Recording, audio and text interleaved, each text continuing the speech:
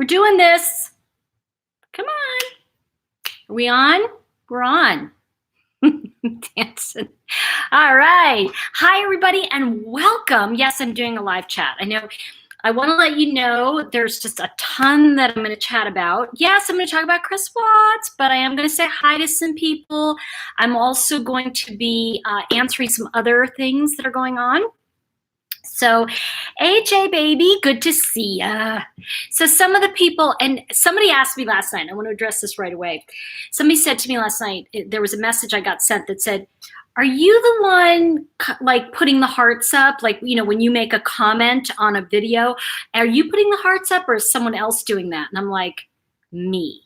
So just so all of you know, when you get a heart, it's because I've read your comment and I am responding to you. So yes, if there's 3,000 views, sometimes you'll see me up at 2 a.m. going, yes, because I feel it's very important that we as a community respond to each other and acknowledge your presence, because I think that's something we miss so much in the world, don't you? So I'm going to talk about, yes, I'm going to talk about the college stuff, but I'm going to, okay, can I just have a Lori Loughlin moment? She ruined Hallmark for all of us. I loved Garage Sale Mysteries. Oh my gosh. Now it's like, it's just gone. It's just done. I'm so upset over,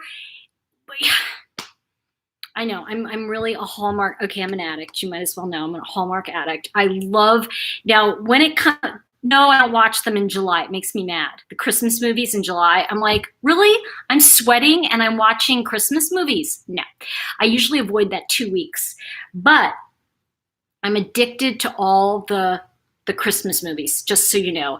And I'm very much upset about this whole circumstance around the college thing. And there's bigger ramifications around it. So I am going to address, you know, I know, as Sean just said, without her, Hallmark lost 60% of their programming. You know, I'm so, there's a lot about that. And I think I'm going to dive in just a moment. But just so those of you joining in now, I will repeat, yes, if you make a comment on a video and you get a heart, it's because I gave it to you. No one does the hearts but me on, no one responds to your comments on the videos except for me. So just so you know, I just think it's courteous. You've taken your time to watch the video and to be part of this community, and I think it's the least I can do to acknowledge you. Sometimes I miss some, sometimes I don't know what to say, sometimes I just go, I don't know that I agree, so I'm going to leave that comment alone. So it's great to see you too. You know, it's really great to see everybody. I really love doing lives. And let's talk about a couple things. There's a bunch of stuff I want to say. I just finished, hence my nice outfit. I just finished doing a record with my friend Lara Wells. She does face reading and she is Scottish. She's amazeballs.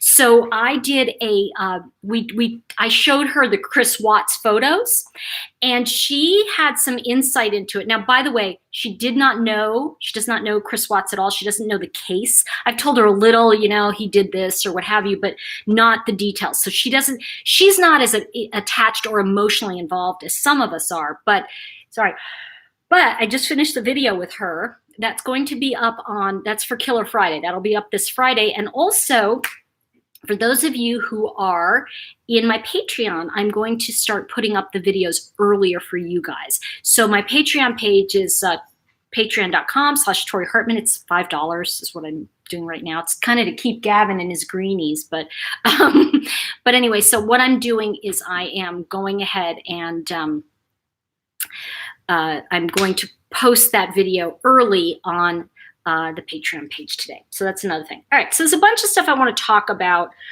in terms of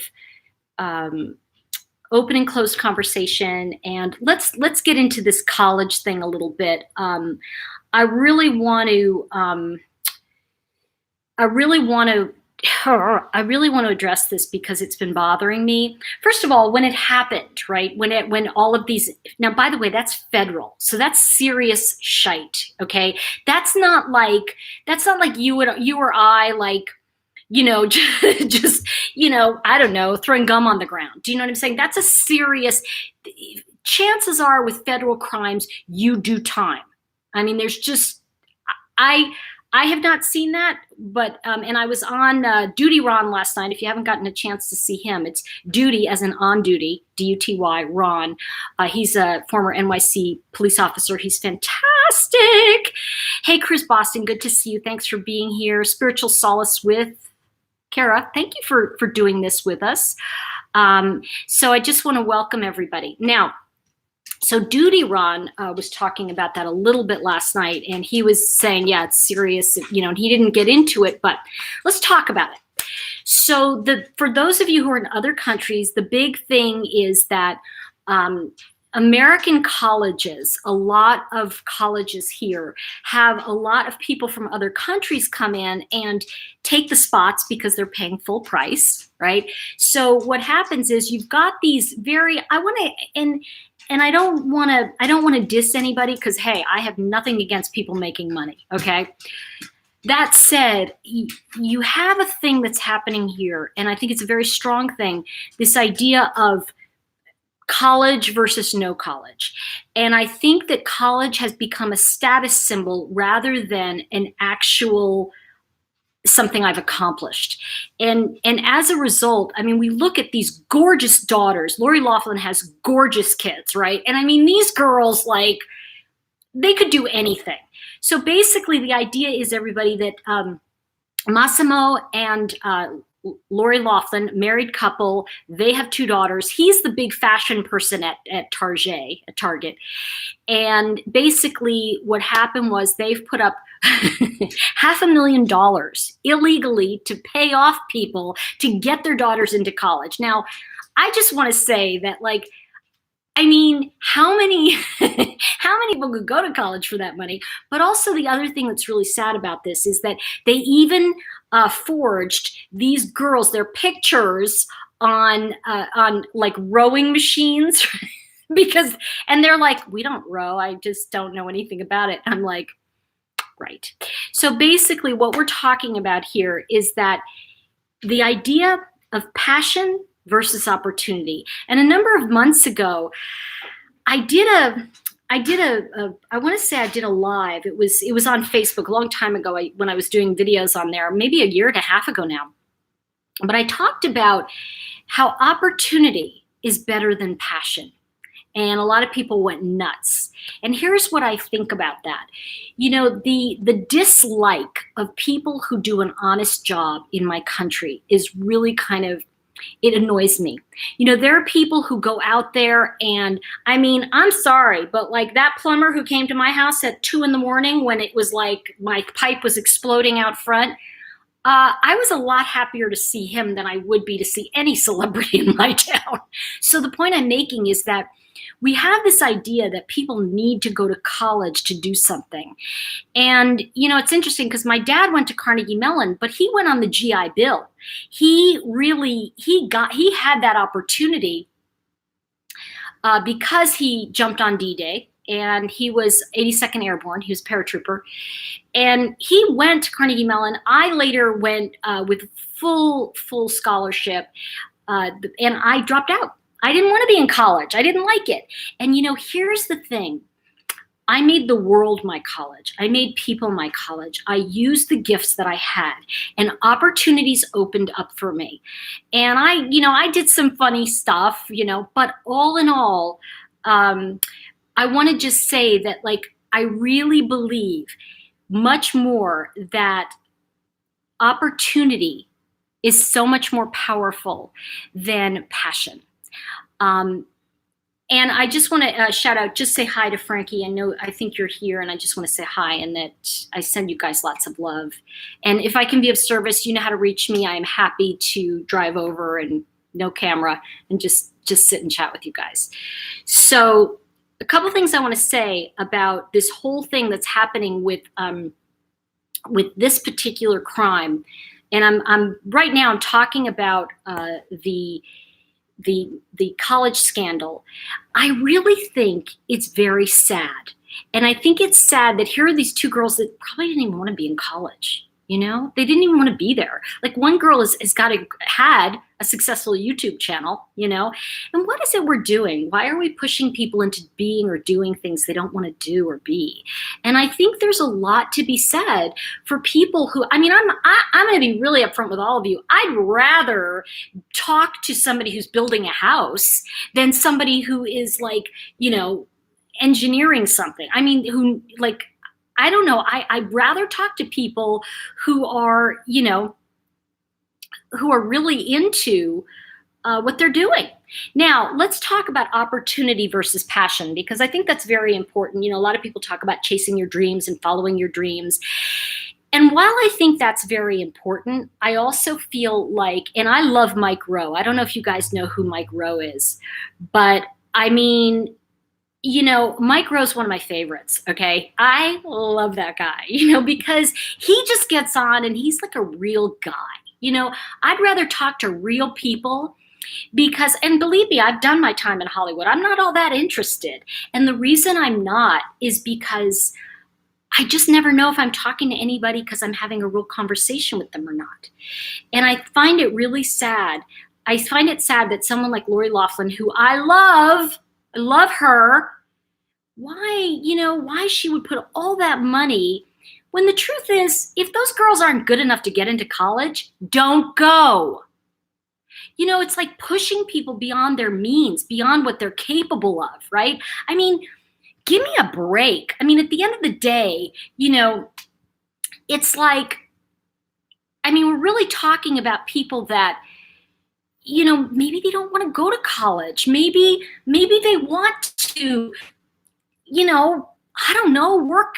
And let's go back to, working a decent job that pays you, or being a freelancer, or, I never had a job. And it wasn't because I didn't want to work. It was because I always found ways for me to express what I was working on. And I wanted to be a writer, and that's where I was. And I'm always, and I have to go back to, and how much I love Shanann Watts. Sorry, Rushek.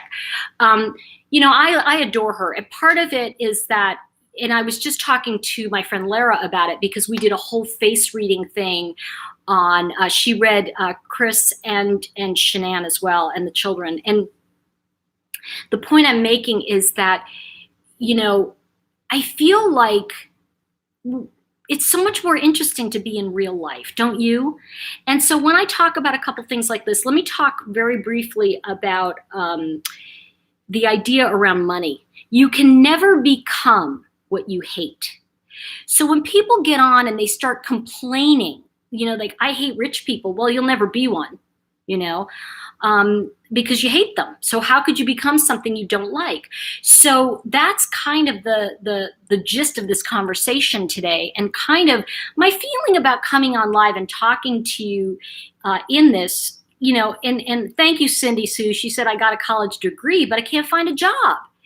And I think that I'm glad you said that. When we look at the idea of college, really it comes down to, what do we really want to be? Who do we want to be? And I was telling a friend of mine last night, I have a Tuesday night critique group, and for our writing and writers get together, and this, we were talking about speeding tickets, and I might have gotten one. And in California, they had a thing where you can go to this comedy school. It's no joke. You go to a day of comedy school, and you can get the ticket reversed. So I go to comedy school for the day because maybe I got a ticket. And what happened was, the guy, the first thing he says is, okay, so how many of you have never broken the law? Nobody, everybody raised their hand except me. And he's looking at me and he goes, you didn't raise your hand. I said, well, I break the law all the time. I just haven't gotten caught before this, and I think that's true. I think we all make that illegal U-turn. We've all done something that's dishonest, right? But when we look at it that way, it's kind of like, nobody's perfect, but we can be a stand for what's right for us and for what's right for all of us. So when we're talking about this, and by the way, I could not wait to see you guys today. I was really excited about about talking with all of you and connecting.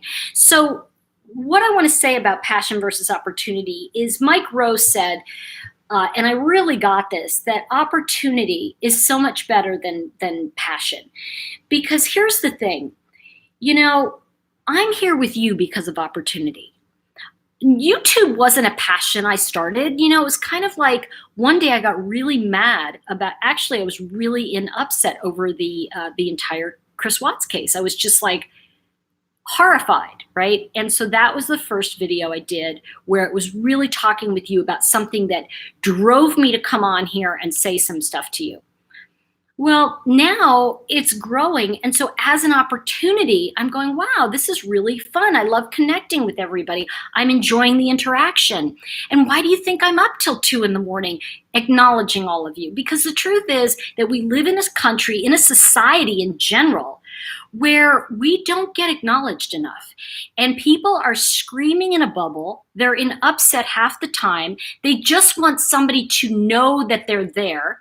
And I think that when we talk about this stuff, the only way people are getting attention right now is to say you're wrong or screaming out things that are mean to each other. And the reality is that just you, and I'm talking to one person right now, you listening, have everything it takes to turn this boat around. I want you to know that one person can make the difference. And how do I know this? Because Shanann Rushek made the difference for a lot of us. She turned a lot of us, I'm getting truth bombs. She turned a lot of us around, and she made us recognize, at least she made me recognize, the value of every day. And, I have to tell you, like, I have been battling with exhaustion and all of this crazy stuff. And even as I say that to you, I go, you know what though? I think of Shanann and I go, wow, I don't feel she's gone. And I think for me, that's why in some ways this is not over for me, because I feel like I lost a friend. And the truth is that if this one woman, remember it's one person, if this one woman, and I'm not ignoring her children, by the way, it's just I'm talking about her right now. If this one person has changed so many of us, think about this for a minute. We wouldn't be having this conversation if it wasn't for Shanann. We wouldn't be called forward to be better people, right? If it wasn't for her. So, and here's what I want to say, and I know a lot of people are talking about NK and some of that stuff. And what I want to say about that is that I think right now where I'm at is not that I'm not interested in the case. Where I'm at today is I'm much more interested in the evolution of the legacy Shanann Rushek has left us. And she's left us a legacy. So I'm much more interested in talking about the legacy we have been left and one we also will leave. And I saw something about Mike Rowe, so that makes me, I'm sorry, but I think Mike Rowe is just, can I just say it? I think he is like the bomb diggity handsome thing. He's a good, honest person who isn't afraid to speak his mind. He's not politically correct. That's even better. See, I love that. I like that. He just speaks his mind and he doesn't ride some line. And for me, that's why I got off Facebook, because I couldn't listen anymore to people who were pontificating. And when I say pontificating, I want to be really honest with all of you. Me too. I had to get away from myself. I was so tired from being angry that I said, no more. I can't do it anymore. And I can tell you that this is going to sound horrifyingly awful, and I hope it doesn't come across that way, but if it wasn't for Shanann, I wouldn't be turning my own life around by saying, I want to live in the possible. Every day, and today I got up and I thought about her because I thought this woman doesn't have another day on earth. She doesn't have that with us. And yes, for those of you who are wondering, I did watch Nicole Atkinson's video. And somebody just said Facebook is a cesspool. Exactly. And I did watch her video, and I was really moved by the fact that I felt for her, this is just my own, again, this is my opinion. I felt as I watched her that this is what happens sometimes with MLMs, and I mean no disrespect to anybody, because I have a friend who has an MLM and she's involved in it, multi-level marketing. And I don't know what she's selling this week, but it's like, probably oxygen in a can again. But basically, she has so much programming of let's talk positive and let's be positive. And then there's all this pain underneath it. And I felt that a lot from Nicole Atkinson. And I think it's profoundly isolating to be in the position that she's in, because it's lonely. I mean, let's admit it. I mean, the lonelies are out there so much. And I'm not ignoring chat. I'm just really, I know, oxygen in the can. Did I tell you that story? That's like so hysterically crazy. I just think, and I know I'm going to kind of dust around a little bit. But one of the things I want to say about going back to Facebook for a minute is that I'm on it, but I'm on it more because I'm used to it, not because it's something that I really enjoy anymore. Just because I got to be honest, I literally stopped following almost all my friends. Am I right? I mean, I can't ever, I can't listen to what these people are saying because I'm watching it and going, oh my God, really, there's so much anger. And I can't be in that. And I'm going to tell you something, and I really want to be honest with all of you. I don't think any of us are going to be able to handle that coming up into election year again. I don't think we can be that way again. I think the Snarkosaurus has got to leave, all right? Snarkosaurus has left the building. I don't want to hear snarky. I don't want to hear how much you hate somebody, blah, blah, blah. Because I have all these friends who are kind of hot, I would say famous in the spiritual world, And they go, yes, it's so important to be meditative. I hate this person. And it's like, there's something wrong with that. I just, what are we talking about here? And that's why I understand if we go back to, the love that I feel from the Rushek family, just in terms of, when Frankie commented the other day about, that he feels sorry for that. He put POS, and his mother said that, you don't hate him because I raised you in love. And I really think that if we can take anything away from this, if we can walk away and say, if we can just say, listen, I want to live in that way. I don't want to live in this other way, because I have to tell you, we can uplift energetically everything that's going on. And in my world, this is my own thing. And I'm going to share with you where this comes from for me. When I say to you, I don't want Shanann, I don't want her life and the little babies to have gone in vain. And one of the things that Lara said to me, she said some really powerful stuff when I did the face reading thing with her, particularly about Shanann having a boy, which I thought was wow, okay. But I don't want to get too into that because that's kind of an interesting conversation, watching two intuitives talk about what we saw. But what I do want to say is that when my father died, my father was my last living relative, and I had to wait in New York to bury him in Arlington.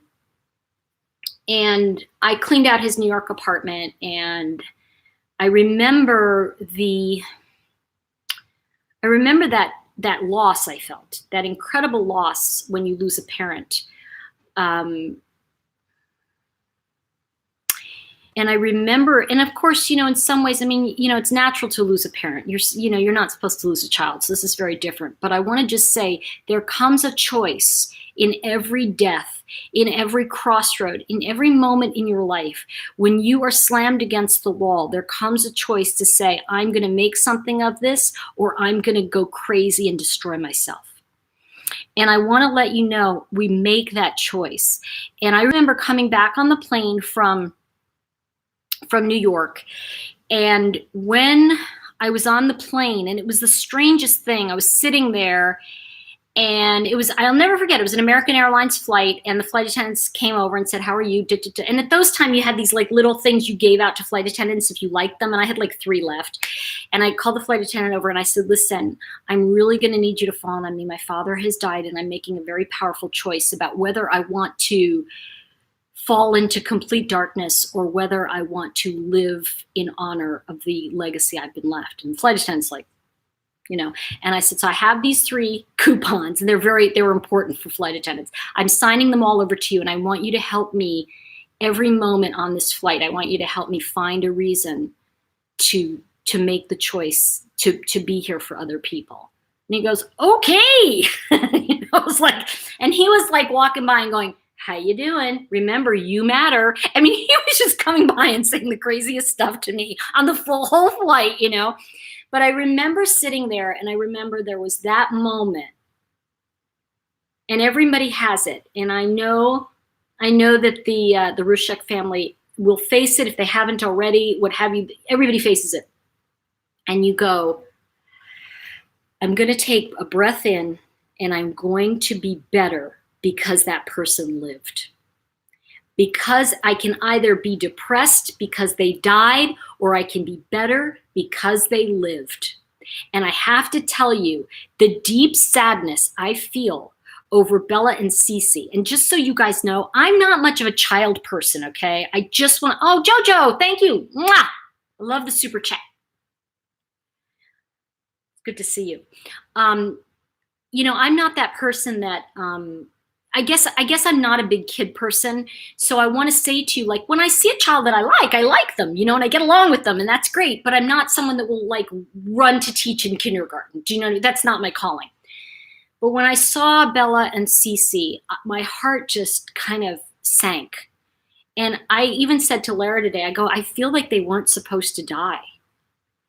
And I keep feeling that feeling. And I don't know if you guys feel that too. I really feel like I keep wishing somehow in my heart, like I just feel like I want them to be like out there, and I want to find them. Does that make sense? Like I just feel like I just wish they were wandering on the road, and I could scoop them up. And in some ways, I feel like they are very much wandering.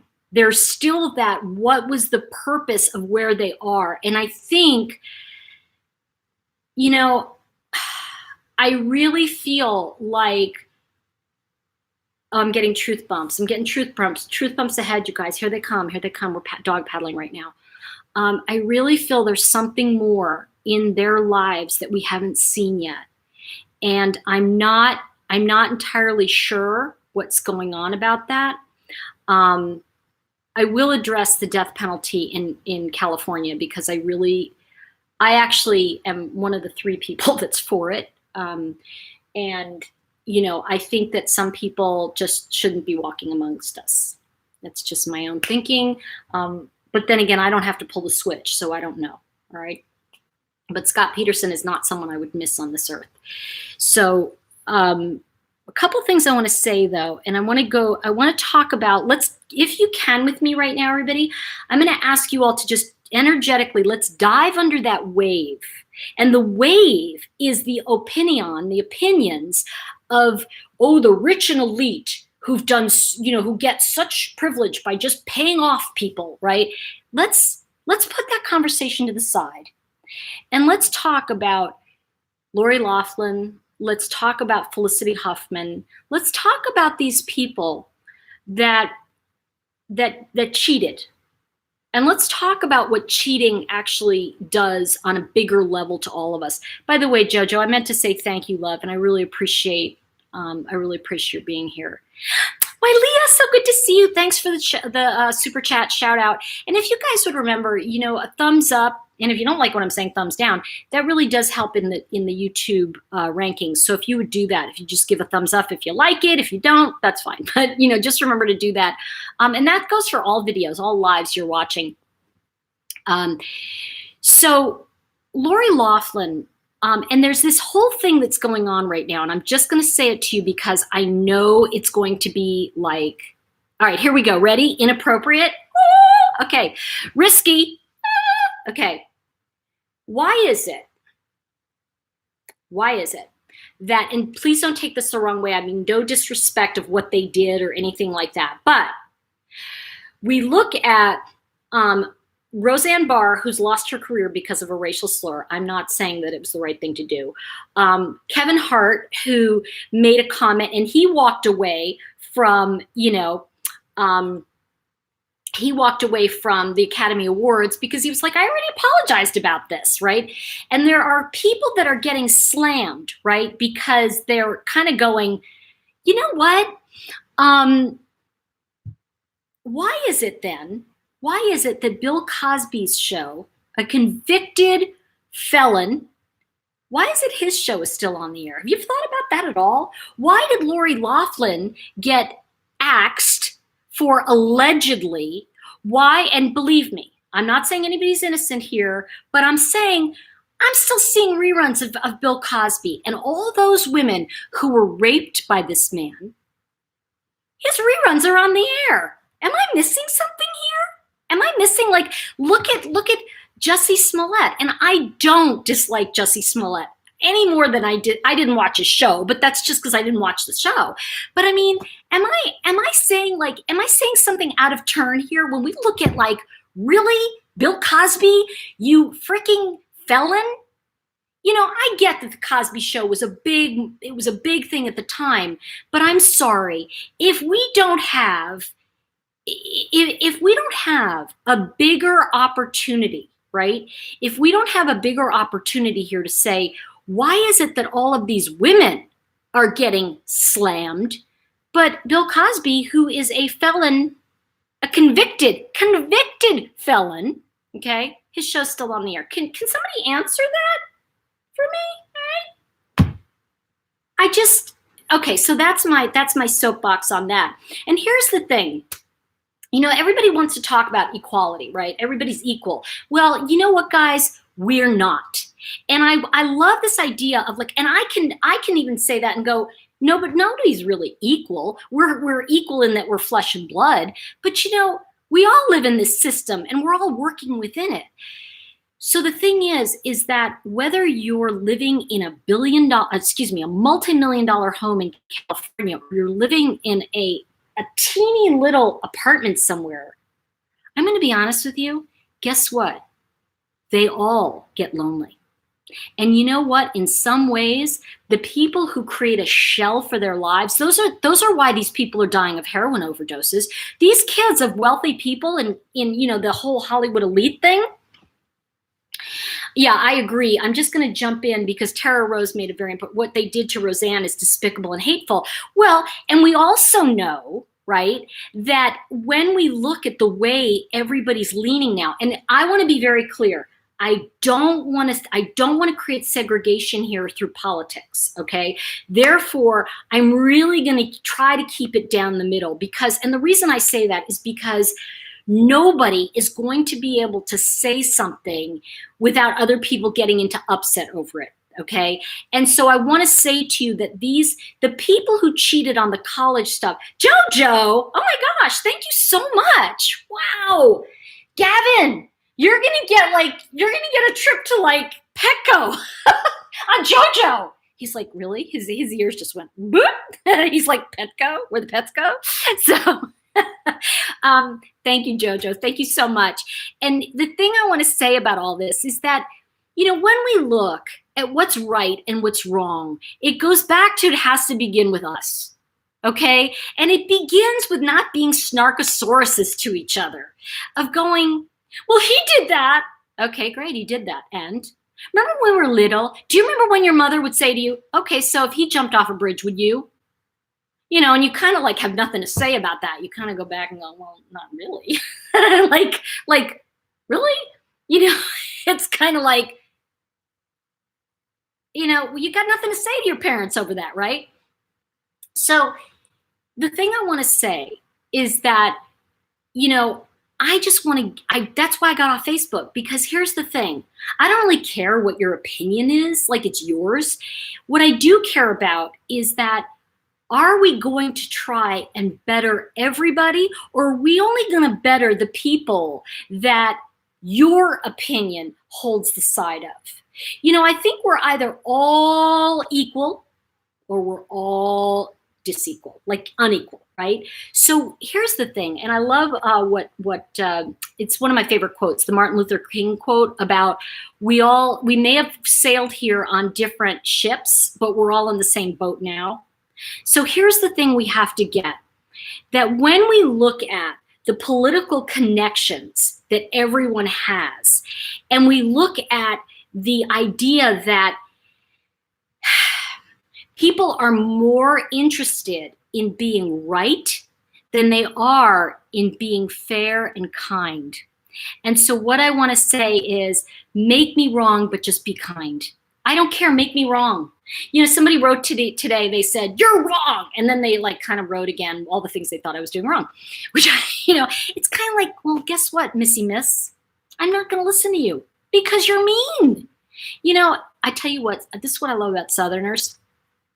And y'all know, they can say anything they want, and they can say it, and they can say it right to your face and go, well, you know, that child is touched.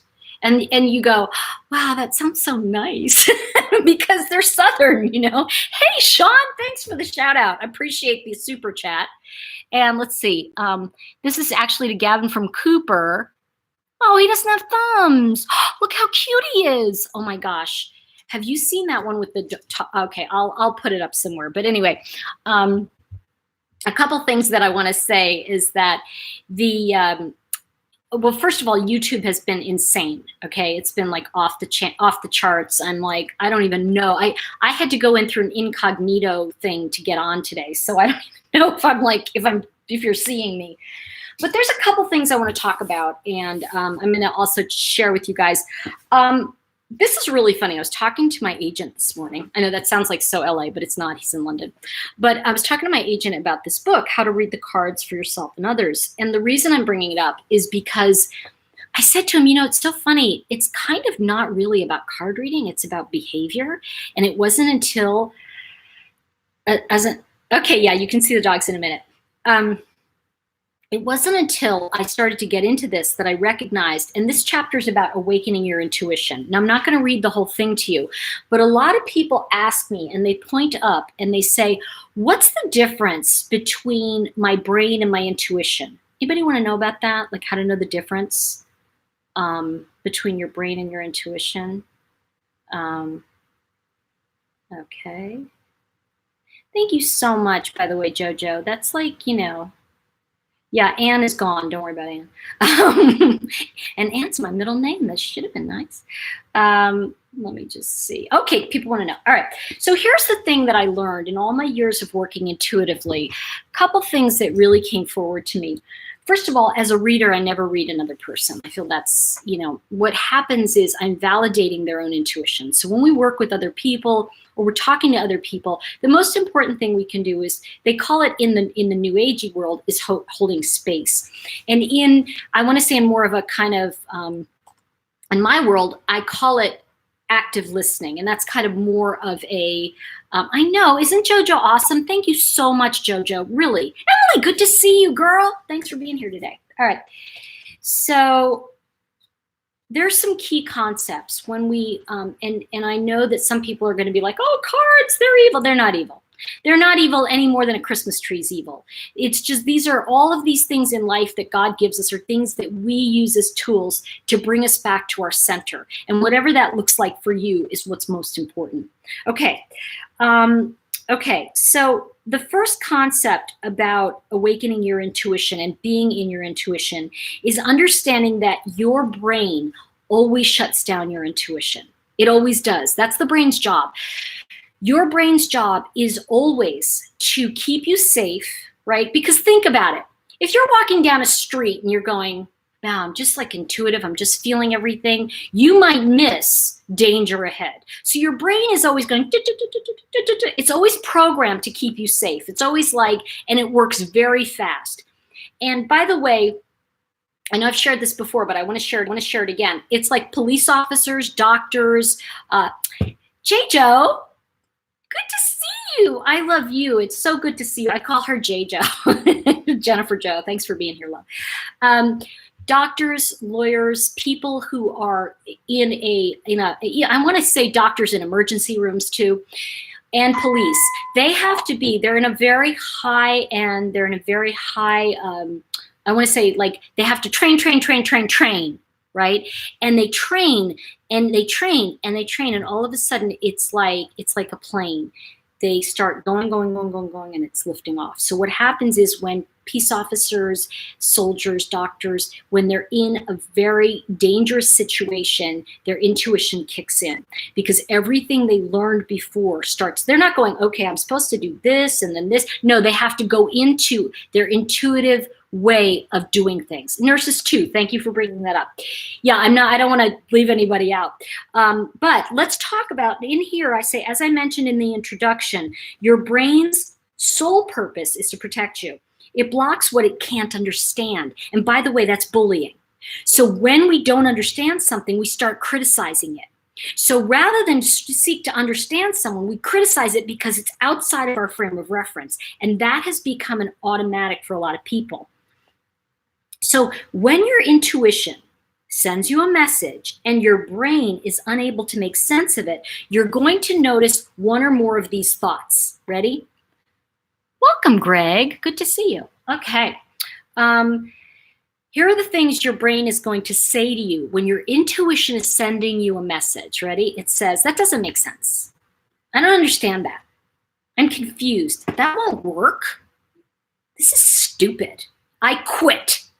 Remember what I talked about? I talked about this in another video about frustration and how people are not trained to work through frustration. And that is one of the key things for all of us. We all have to understand that as a society, because let's face it, all I need to do is pick this up, right? And go, I got my answer. You know, hey Siri, what do you think of this? And Siri's telling me, you know? And the thing is, oh, sorry, Siri, I didn't need you. We're fine without you right now. So the other thing is that your brain will push away and bully and lean against, right? It has an against this energy rather than a flow. So how do you know the difference between your brain and your intuition? So, sorry, well, that makes sense. My security thing goes on. The difference between your brain and your intuition is that your intuition always speaks in code. Your intuition will speak to you in ways that your brain may not readily recognize. So for example, you know, sometimes somebody, I'm sorry, Sean just read, Siri's always listening. I'm like, I know, don't get Big Brother on me. It scares me, okay? Because I'm the one who would like turn something on and then it would, you know, watch me around the house. All right, so let's talk about this for a minute. Okay, so when your intuition is trying to send you a message, it will speak in code. All right. And the way code works with intuition, and this is what I've learned in terms of when I teach people intuitively, I like to use cards because they're fun, but I can also teach people without it. So what I say, and it was really interesting, I pulled out a card. This is a number of years ago now. And I said to this woman, okay, so tell me, and I don't remember what the card was, doesn't matter. I said, give me 3 words that you're picking up. She said, I'm not picking anything up. I said, all right, I'll write them down. Because I wrote down 3 words, and I think it was something like joy, basketball, and Thursday. And she was like, that makes no sense to me. I said, well, those are the 3 words I pick up for you. She said, I don't understand what that means at all. I said, you don't have to understand right now. It'll make sense later. Because this is the thing about instantaneous. And when I'm doing readings, it's like the internet. It's like the internet. I'm going to come back to that in a minute. Hold on. It's like the internet, right? So a lot of times when I'm doing a reading, and I'll pull a card, okay? And I'll have a card up, and I'll go, all of a sudden, you forget what you're doing, right? It's kind of like, I forgot who I am. What am I doing? What happens is your internet has been cut off. Your intuition has been cut off. And a lot of times when your intuition is cut off, your brain kicks in and you start making excuses or making up crap. That's where you get bad readings, okay? Because people are people. They don't understand when their